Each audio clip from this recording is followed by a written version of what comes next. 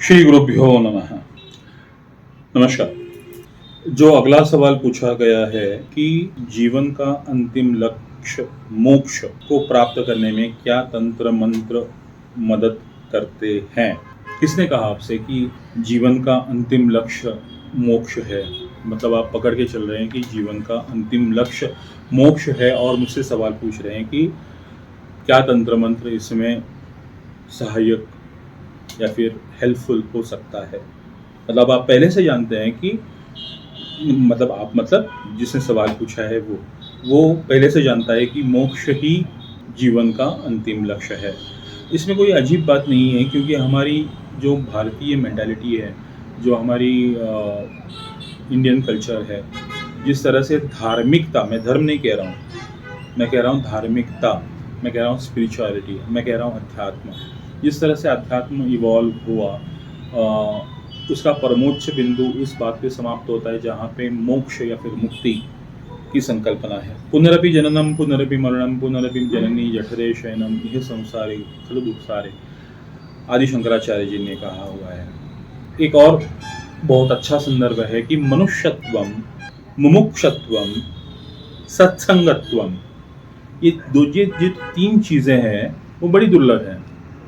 पहले तो मनुष्य का जन्म मिलना, मतलब हमने ये बिल्कुल जान लिया कि जीवात्मा जो है वो अलग अलग योनियों में, यहाँ पे योनियों का मतलब होता है अलग अलग क्लासेस में, जहाँ ऊर्जा का निम्नतम क्षेत्र है वहाँ से लेके ऊर्जा के हाईएस्ट फॉर्म देवता, ठीक है, गॉड्स, ठीक है, उन सारी योनियों में भटकते रहने से अच्छा है कि इनसे मुक्ति पाई जाए। आपको जानकर बहुत हैरानी होगी कि हमारी संस्कृति में देवताओं की भी एक उम्र होती है। पता नहीं मुझको कि आपको ये जानकारी है कि नहीं है। माना जाता है कि जैसे अभी चल रहा है कलियुग, ठीक है, कलियुग के बाद फिर आएगा सतयुग, फिर आएगा द्वापर, फिर त्रेता, फिर कली, मतलब ये 4 युगों का जो खेल है वो चलता रहेगा। अभी ब्रह्मा जी का पूरा जो जीवन काल है उसमें से 50 वर्ष पूरे हो चुके हैं और he is right now 51, okay, और उसकी टोटल उम्र है, मतलब उसका पूरा लाइफ स्पैन है 100 साल का। मतलब 100 साल के बाद ब्रह्मा जी भी मर जाएंगे, उसके बाद उनके कुछ वर्षों के बाद विष्णु जी, बाकी के देवताओं की छोड़िए, मैं त्रिदेव की बात कर रहा हूँ, ठीक है। तो हमारी संस्कृति ने, हमारे अध्यात्म ने ये समझा कि निम्नतम योनि, जैसे आप अमीबा पकड़ लीजिए जो कुछ सेकंड्स के लिए या फिर कुछ मिनट के लिए जिंदा रहेगा, ठीक है, या फिर कछुआ पकड़ लीजिए जो सालों साल जीवित रहता है, 200 साल, 150 साल। जो बाकी की योनियां हैं, यक्ष, गंधर्व, राक्षस, किन्नर, उनकी भी कोई एक टाइम लिमिट है। उसके बाद देवताएं, उनकी भी कोई टाइम लिमिट है। और मोक्ष की संकल्पना तब आती है जब इन सारी योनियों से आप पूरी तरह से बाहर आ जाते हो। समझ रहे हैं मोक्ष का मतलब क्या होता है? मोक्ष का मतलब सिर्फ देह का त्याग ये नहीं है। फिलहाल के लिए हम इस तरह से समझ सकते हैं कि कामना रहित, आंदोलन रहित चित्त, यानी हमारा व्यवहारिक मोक्ष, जहाँ पे किसी चीज़ की मुझको चाहत नहीं है, ना किसी चीज़ का खेद है, ना किसी चीज़ से आनंद है। अहम भोजनम नैव भोज्यम न भोक्ता चिदानंद रूपम शिवोहम शिवोहम। जैसे पहले किसी वीडियो में मैंने कहा था सायुज्य मुक्ति, मैं उसके अंदर विलीन हो जाऊं, उससे परे मोक्ष है, मतलब इन सब से दूर हो जाऊं, शून्य का हो जाना, बुद्धिज्म में जिसको कहते हैं शून्य। तो ये होता है मोक्ष। और उसमें क्या तंत्र मंत्र सहायक है? बेसिकली जानिए कि अध्यात्म की शुरुआत ही जो है वो मुमुक्षत्वम से शुरू होती है। मुमुक्षत्व मतलब क्या कि जिज्ञासा का उठना कि क्या ये सही है। आपने मैट्रिक्स मूवी तो देखी होगी ना, मैट्रिक्स फिल्म, जहाँ पे वो नियो को हर बार ऐसे लगता है कि ये कुछ तो गलत है, कुछ तो गलत है, कुछ तो गलत है, ठीक है, और फिर वो किसी एक स्टेज पे आके उसको 2 गोलियां दी जाती है, एक नीली गोली और एक लाल गोली। अगर आप नीली गोली चूज करते हो तो मतलब ये है कि you are happy with your life, you can enjoy your own chicken tangdi kebab, right. But जब लाल गोली आप चूज़ करते हो, जिसका मतलब है कि आपको सत्य की जिज्ञासा है, वो जिज्ञासा का उठना, उसको कहते हैं मुमुक्षुत्वम। जब मुमुक्षुत्वम का उदय होता है, तब रास्तों की, जैसे बुद्ध ने कहा कि 4 आर्य सत्य है। आर्य सत्य का मतलब जिसको कभी भी बदला नहीं जा सकता। जीवन दुख है, पहला आर्य सत्य। दूसरा आर्य सत्य है, दुख से निवृत्ति का मार्ग है। पहला कहा उसने कि जीवन दुख है, कोई इस बात को इनकार नहीं कर सकता, जीवन दुख है। At the end of the day हमारा उद्देश्य हमेशा से मोक्ष को, जिस तरह से मैंने एक्सप्लेन किया उस तरीके से उस मोक्ष को अटेंड करना है। तंत्र मंत्र इसमें सहायक है क्या? देखिए, आप स्कूल गए होंगे, आप कॉलेज भी गए होंगे, ठीक है, तो स्कूल की पढ़ाई जरूरी है क्या कॉलेज करने के लिए?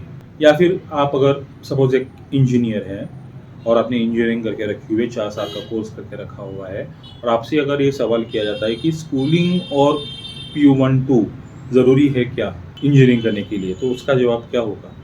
अगर आप डॉक्टर हैं या फिर आप लॉयर हैं, तो आपको क्या ABCD पढ़ना, KG में जाना, LKG में जाना, 10th पास करना, वो ज़रूरी है क्या? डायरेक्टली एडमिशन ले सकते हैं क्या? अगर कोई बच्चा कहता है कि ठीक है, मैं 18-19 साल तक खेल कूद लेता हूँ, उसके बाद डायरेक्टली इंजीनियरिंग MBBS या फिर LLB कर लूँगा, क्या ये पॉसिबल है? नहीं ना। उसी तरह से तंत्र मंत्र भी है, और मोक्ष के साथ इसको जोड़ा जा सकता है कि अगर आप ये बेसिक नहीं जानते, ज़रूरी नहीं कि इसी तंत्र मंत्र को जानकर आपको मोक्ष मिलेगा, मेरा बिल्कुल ऐसा कहना नहीं है, लेकिन हाँ, ये एक तरह से पढ़ाई ही समझिए। जैसे मनसा त्रायते इति मंत्रः, जो मन को तारता है वो मंत्र है। तनाति त्रायते इति तंत्रः, मतलब तन का इस्तेमाल करके, अपने शरीर का इस्तेमाल करके अगर हम लोग मोक्ष की तरफ आगे बढ़ते हैं, उसको कहते हैं तंत्र।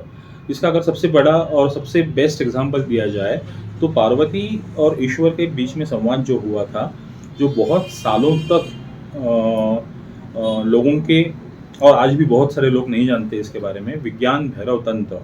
तंत्र का मतलब सिर्फ छू करना, ये करना, वो करना, जैसे आपने पिछले सवालों में पूछा था, वशीकरण करना, आकर्षण करना, ये सब नहीं है, नहीं है, बिल्कुल भी नहीं है। तंत्र का मतलब है अपने शरीर का इस्तेमाल करना, अपने शरीर के बारे में जानकर उससे कुछ टेक्निक्स ऐसे इवॉल्व करना जिससे हमको मोक्ष की प्राप्ति हो सके। विज्ञान भैरव तंत्र में 112 विधियां बताई गई है, जहाँ से जिन विधियों को करने से, मतलब पार्वती ईश्वर से पूछती जाती है कि ये क्या, कौन सी टेक्निक है, ये कौन सी टेक्निक है, ठीक है। और इन 112 टेक्निक्स में, जहाँ पे सांस से लेकर, इमेजिनेशन से लेकर, मन की कल्पना शक्ति से लेकर हर चीज़ का इस्तेमाल किया गया हुआ है, ठीक है।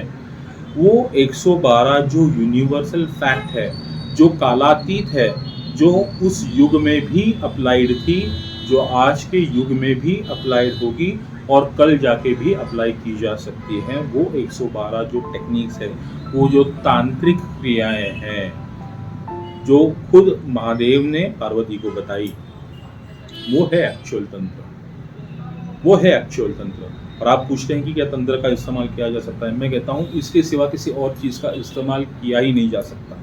बुद्ध ने विपश्यना निकाली, वो एक टेक्निक थी जिसका बेस है विज्ञान भैरव तंत्र। जॉर्जिएफ ने टेक्निक निकाली जिसको सडन स्तंभन कहते हैं, या फिर सडन एक जगह पे रुक जाना कहते हैं, वो है विज्ञान, उसका बेस है विज्ञान भैरव तंत्र। सूफी डांस जो आप देखते हैं, सूफी डांस आपने देखा होगा कि एक हाथ उसको कहते हैं, शायद उसको कहते हैं व्हील डांस, ठीक है। वो अगर आपने देखा होगा तो एक हाथ उनका एक चक्र की तरह, दूसरा हाथ दूसरे पहिए की तरह होता है और गोल गोल गोल गोल घूमते हैं। वो एक टेक्निक है, तंत्र है, वो तंत्र ही है, और जिसका भी बेस विज्ञान भैरव तंत्र में है, आता है। तो तंत्र को छोड़ के कुछ है ही नहीं, तंत्र तो हर जगह पे है। हर तंत्र तो आज आप एक रिकॉर्डिंग कर रहे हैं, वो भी तो एक तंत्र है, वो भी तो एक टेक्निक है, ठीक है। उसे आप क्या हासिल करते हैं ये आप पे डिपेंड करता है, ये आपका सवाल है। आप अपने सवाल को ढूंढिए, अपने आप को खोजिए कि आपको क्या चाहिए। अगर मोक्ष चाहिए तो ज्ञान भैरव तंत्र है, मंत्र है, और तंत्र मंत्र है। धन्यवाद।